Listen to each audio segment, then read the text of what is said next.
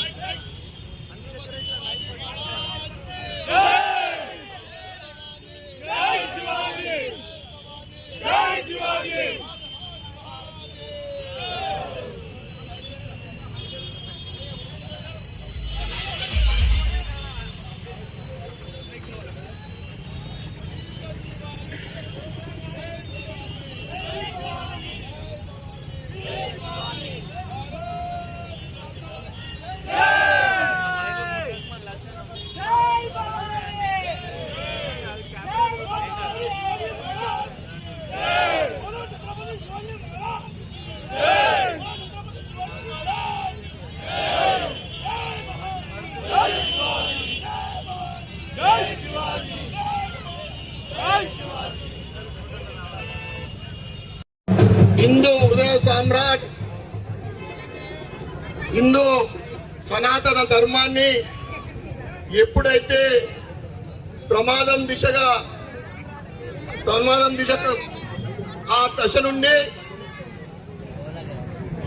సమాజానికి పురాతన సంస్కృతిని, ధర్మాన్ని మళ్ళీ తీసుకొచ్చిన యోధుడు, నవభారత నిర్మాణదాత ఛత్రపతి శివాజీ జయంతి సందర్భంగా వారికి ఘనమైన నివాళులర్పిస్తూ